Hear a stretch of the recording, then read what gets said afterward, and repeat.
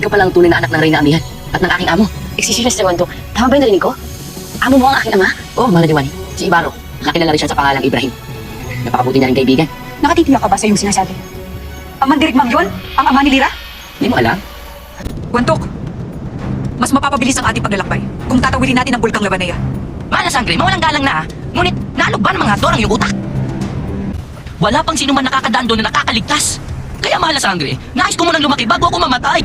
Huwag din naman kaya, huwag na tayong tumuloy. Huwag na natin tuloy na paglalakbay natin dahil ayoko pa mamatay. Mahal na Emre, patubayan niyo kami. Huwag niyo hayaan magising ang mga Yeshira. Huwag niyo hayaan kaming mamatay. Madalas silang nakasalamuhan ng mga mandirigma. Masasama sila. Wala silang ginagalang. Kapag nakita nila tayo, hindi sila magdadalawang isip na paslangin tayo. Natutuwa ako sa dami ng iyong nalalaman, Wantok. Magiging mabuti kang gabay patungo sa kanila. Ha? Mana sangre, wala magbabatay dito sa ating sasakyan. Bakit na, Wantok? Sasama ka sa amin. Kaya, nandito na tayo sa kuta ng mga higantes. Dito lang ako mag-antay. Sasama ka sa amin. Kung yun ang nais mo, sangre irog ko. Tulad na makita natin si Lira. Itatali ko ng batang yun sa aking tabi. Napakatigas talaga ng ulo ng batang yun. Patigas ang ulo, may pinagmanahan eh. Ano sinasabi mo? Meron ba kayong picture? Picture? Litrato? Litrato? Masarap ba yun?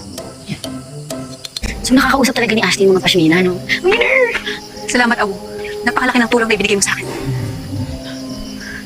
Ano sabi ng pashmina, Ashley? Pashneya, hindi pashmina. Ay, oo, ito pala yung pashmina! Dali. Alam ko, Mana Sangre. Teka lang, ito na yung pinakahihintay kong moment! Mag-reunite na kami ng nanay ko. Okay lang itsura ko. Pag-reunion na.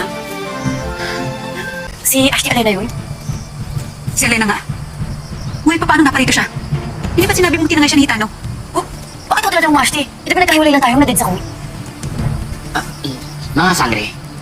Pagpamanin nyo. Hindi. Kaysa magtalo kayo dyan, mas mabuti siguro na puntahan natin yung humingi ng tulong. Tama ba?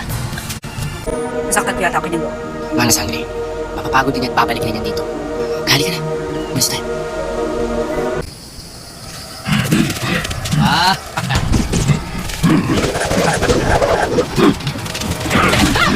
Mana Sangre. Huwag mo sabihin sa akin na nanilibigo ka lang. May gusto ko ba kay Mashlaki?